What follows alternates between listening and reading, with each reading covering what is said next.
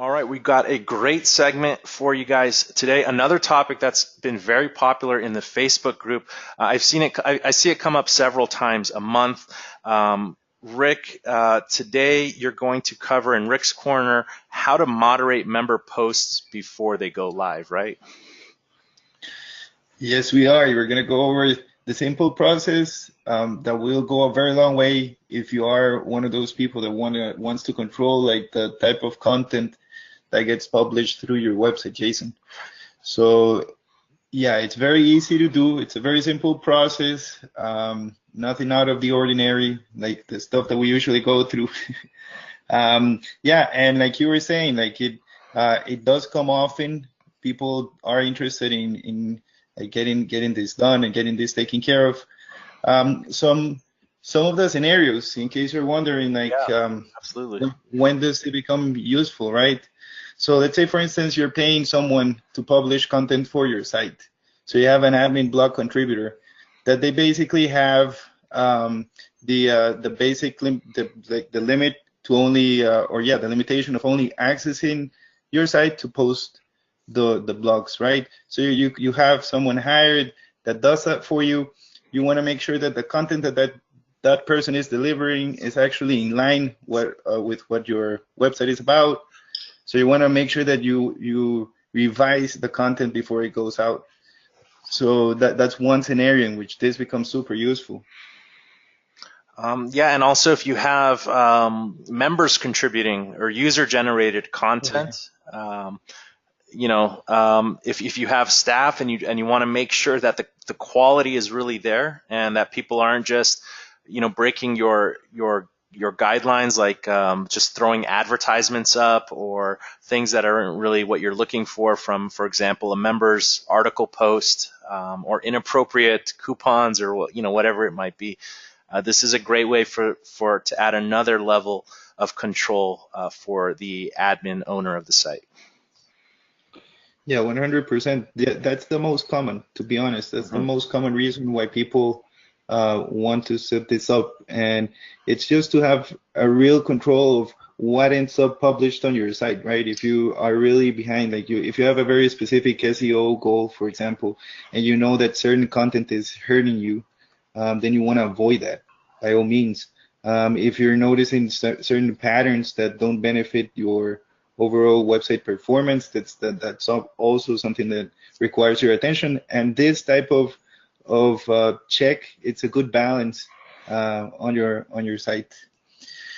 I think so too. So I'm going to pass over the controls to you, Rick, and Please do. if you can just guide us through the steps of what a member sees now and what they see after you Mhm. enable this setting. I think that would be a good demo for us here. So I'll pass over the controls to you here. We got you here. You're in the member dashboard about to publish a blog post. That is correct. All right, so yes, I'm logged in as a member of the website. I'm about ready to publish my blog article, and this is what we currently have. We currently have the option here at the top to publish the article, right? So you can select yes or no, which by the way is super common. People report to us like, hey, the articles are not showing up, and it's because they're not published. So that's something that it sometimes goes unnoticed.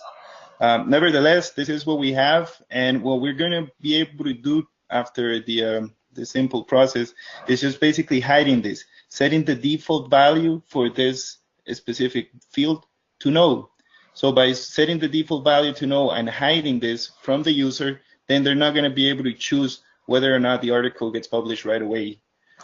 So yeah, So every time they save the article, secretly we'll correct. be automatically setting the published status to no. Correct. Gotcha. Okay. That's 100% correct. So when they save it, then the system will automatically save it as unpublished. Right. All right, so let's go ahead and jump to it. The first thing that you want to do is figure out which form you're going to be editing, right? So in this case, we're going to be editing the website blog articles. And so we're going to search for the form. The way to do it, it's very simple, right? Just go to the edit post settings. Here, I'm going to open that up on a new tab. And we're going to look for the website blog article feature, which is this one. And then here we have the blog article fields form. This is the one that we're going to be editing for this process. All right, so let's go ahead and jump over to the form manager. Let's open that up. And now what we're gonna do is simply search, we're gonna search for that specific form. So as you guys know, there shouldn't be any customized forms. And then here we go, we have the feature blog articles form. So now we're gonna customize that form. Okay, so customizing, basically just bringing that form here to the forms manager on your website. All right, so what we have is the form publish. This is the field that we want to edit, right? Here we currently have this set up to be a yes or no type. So we want to open up that drop down and we want to select the hidden field option. All right. So from all that list, just search for the hidden field. Once you've selected that, then the next step is to go ahead and set the default value. So to set the default value to unpublish, just simply type in a 0. So the system will identify this as the unpublished value. So meaning the customer fills out the post, it's going to be automatically saved as unpublished. So very important. Let's go ahead and save those changes here. Perfect. Okay. I think as a customized form, it's just going to confirm that you want to save it to the website. Correct. Correct. And it wouldn't save it if I hadn't changed any of the values. Okay, so let's go ahead and I believe that now we're saved here. Let's see, just clicking one more time. If you go, yeah, I think you should be good to go now. Let's go ahead and close this. Okay, perfect. Let's go to the, I'm just gonna go to the, there you go. Okay, so the form has already been customized. It's showing up here as the customized form. Let me jump over here, Jason, to the blog tab that we had before. So this is the publish field that we had. Let me refresh the page. So there you go. There's no way for me as a user to select whether or not the article ends up published. All right, so this is like basically the configuration, meaning like this is it. There's no really any other modification for you to do to this particular form. The next step is to go to the backend just to make sure that you're able to identify what content has been saved on your website, right? And the content that needs to be approved at this point. So to do that, what we'll do is you'll simply navigate to the Manage Post section, which is the easiest way for you to just go over all the content that has been published through the site. What we're looking for here is the website blog articles. Let me open that up. And here we have this cool feature, which is filter by status. Now, what this does is that it allows us to select whether or not you want to see the published or the not published, right? So in this case, of course, we want to go ahead and select the not published. Those would be the ones that we need to verify first before publishing them. All right, so now once you go over the article, you verify that it indeed has all the regulations that you might want to implement on the articles. I mean, it follows all the guidelines. It has everything that you're looking for. You want to approve this, then it's super easy. You go ahead and select the article that you want to publish, and here at the bottom from this drop down, you select publish, and then you save the changes. Now automatically it will, of course, publish the article. It has already it has your green light. So that's basically the whole thing. You identify which is the article that's unpublished, you verify it, and then you switch it over. And then it's just going to show up. So if we go back to the blog articles here, real quick, Jason, let me go ahead and reload the page. Then we should have all the articles that are published show up. So let me go ahead and open that up. There you go. Yeah, so if you set that to not published status, we'll see that there's nothing there because they're all published. Nothing. That's great. So as now, let's say the member goes back and edits one of their posts and makes a change to it. So you've already approved it. The member still has access to edit their post. What's going to happen? Is that going to stay published, or does it get set back to an unpublished status?